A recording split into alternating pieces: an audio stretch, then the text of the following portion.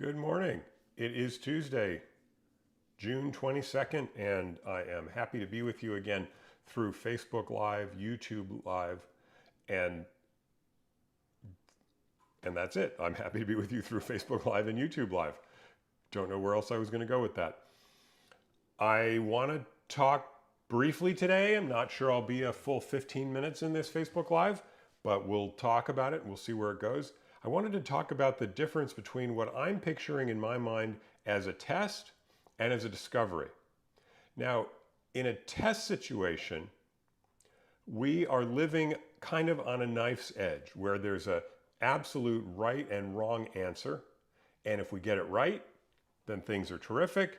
And if we get it wrong, we lose. It's almost like it connects with one of the stories that I have in my head is the idea of a fatal flaw, that if I make a mistake, then the situation is fatal. I've blown everything. There's no opportunity for rehabilitation, for mercy. It's all or nothing. And the more I can debunk that myth, the idea that there's a fatal flaw, the more I can feel strong and capable to move forward. And I'm going to bet for a lot of you watching and listening, it's the same way. So, and a lot of times, when I talk about myself, I'm using myself more as an example or a metaphor for other people. I assume that's clear, but go ahead and make that explicit. So when I talk about this fatal flaw, it's an idea that there's a everything, that it's all risk and all reward. There's nothing in between. As opposed to looking at things from a frankly healthier point of view, much more balanced point of view, which is that, you know what, if something doesn't go quite right, I can adjust, I can fix, I can correct, I can move on and put that behind me and continue with whatever it is I want to do. Now, when I talk about a test, I'm really thinking about this right now in a social situation when we're around a group of people and we want to engage, like at a party or in those few minutes of kibitzing before a meeting or after a meeting. You know, even in business meetings, there are these times when people are just sort of schmoozing. They're sort of just talking to each other.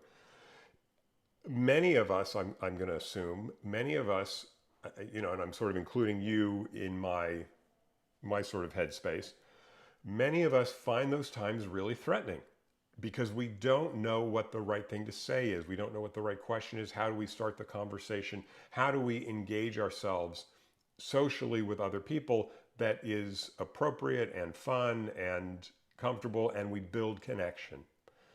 I think this is a really important thing to focus on in general because I think many of us have these anxieties, these fears, these insecurities. But I think as we're moving from this this COVID world where we didn't do that much socializing, we didn't have to connect with people, I think it's important to kind of remind ourselves of some of these basic principles that we can use to move forward. So the first one is, do we want to take a look at all of these interactions as if there's a test? And if we fail the test, let's say in a social situation, we fail the test, we blow it socially and we are ostracized forever, and there's no chance that we're ever going to become part of the gang, part of the in crowd. I don't know how many people remember the movie Animal House, the National Lampoon's Animal House. It came out 45 years ago, I want to say, somewhere around there, starring John Belushi and a whole cast of great comedians. It's a classic, hysterical movie about a college campus, and one of the things that happens is there's a fraternity pledge party, and one of the main characters is this guy Dorfman, who is a nerd, and he's characterized to be a nerd and a loser as the day is long. And Dorfman wants to pledge the cool frat, not the Animal House frat where he's a legacy and he has to be accepted. But he goes over to the pledge party at the cool frat, which of course it becomes the enemy of the Animal House frat and is the house that the Animal House frat ultimately defeats in the end. But that's the sort of big architecture of the story. That's the big plot of the story. But when Dorfman goes over to the cool house, They put his arm around him. They're super welcoming. They introduce him to all the guys. And then the last room they take him to is the room of misfit toys, and it's the 70s, so it's racist. So there's a guy, an Indian guy in a turban, and it's anti-disabilityist. It's that there's a guy in a wheelchair and there's a blind guy, and Dorfman gets shown to this bench and sits down on this couch actually with all these other guys who are the ostracized, the losers of this cool party. Okay, so that's the 70s milieu, but you get the idea that if we make this social error, we're going to be treated like Dorfman, and we're going to be relegated to the losers. It's also, I also can call it the Group W bench. If you remember Alice's Restaurant, I think there's a connection there where this guy goes down to he has to enlist for the Vietnam War. For his draft, he has to go before the draft board, and the Group W bench is where you want to end up, because from the military's perspective, if you're gay, if you have a police record, if you're a communist, then you get put on this bench and you don't actually have to go and serve in Vietnam. So the idea is this guy wants to end up on that bench. This is the reverse, of course, where we don't want to end up on the Group W bench. We want to be a full member of the group.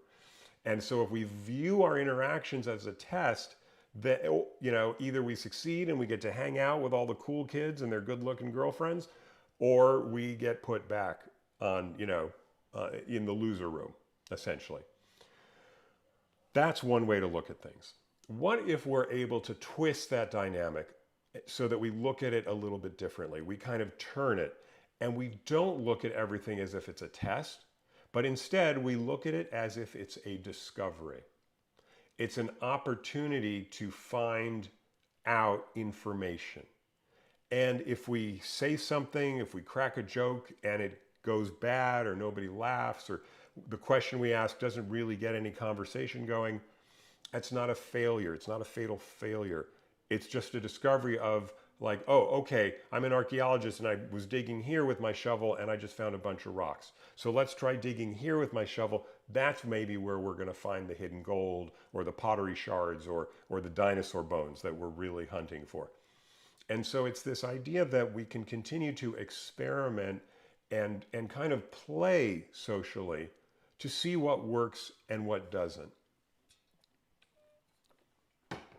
This is really important, and I think really effective in terms of the story that we rewrite for ourselves, that we're telling, if we're telling a story of discovery rather than a story of a kind of test, then what we're doing is we're creating this new context for ourselves. That's one thing, one reason it's really effective. I think one of the other reasons it's really effective is because we become relaxed, we become at ease. And paradoxically, I think as many of us know, when we are relaxed and at ease, it's easier to connect with other people, because people want to be with people who are relaxed, who are at ease, who are comfortable with themselves. If we're kind of rigid and tense, even if it's just a psychological perspective, even if it's just sort of one of the ways we're looking at our interactions, that's going to put other people on edge as well. They see reflected in us the tension, and it makes them tense. And they may not be able to articulate it. There's an understanding that, I don't know if it's 70% or 90% of our communication is nonverbal.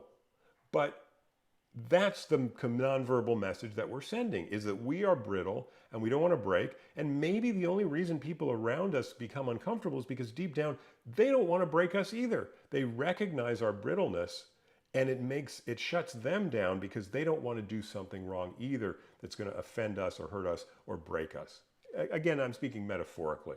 So when we are able to kind of put that aside, and now we're no longer like fine china or crystal or glass that could, that's so brittle it's going to break easily, and we become more like Play-Doh or cookie dough, or even mud, where we're just we get to play in it and wiggle our toes in it, and experiment with it.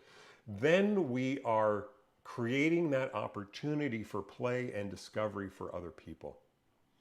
And maybe that's why it's a game changer. It certainly has been a game changer for me, to be able to shift from looking at my life as kind of a test, or my interactions as kind of a test, to start looking at my interactions as kind of a discovery.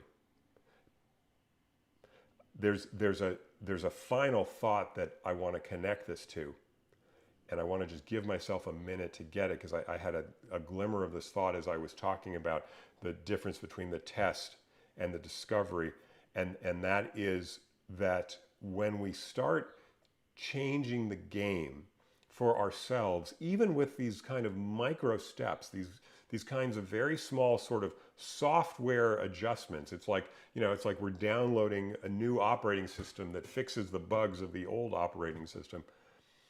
We're creating new opportunities for ourselves. And I think that one of the most powerful things that happens when we create new opportunities for ourselves is that we start creating new opportunities for the people around us. As I think I demonstrated with the switch from the test to the discovery, simply changing the space around us changes other people who come into that space, because now they get to interact in that space in a different way. To look at this in a very serious way, there's in Al-Anon, the 12-step program for people who are family members of alcoholics or drug addicts, or anybody with some kind of substance abuse or addiction. It could be gambling, it could be spending, it could be anything. There's an idea that when we change the environment for the alcoholic or the addict as well. And that when the situation, there's a saying, the situation is bound to improve as we apply the Al-Anon ideals and principles. Meaning that simply by changing ourselves, and this is not a public service announcement for an Al-Anon, though I am certainly supportive of that program and many of the others like it in the recovery world. When we change ourselves, we change the situation around us in a micro way. And it's easy to dismiss it. It's easy to say, oh, the universe, in this kind of earthy, crunchy, sort of, new agey way, the universe is going to respond to us differently. All I have to do is send my intentions out to the universe, which I actually believe we do. And then I think that the universe actually hears us. I think this is an example to take it out of that kind of new agey, airy, fairy discussion and nail it down and say, well, this is actually really how the tumblers shift.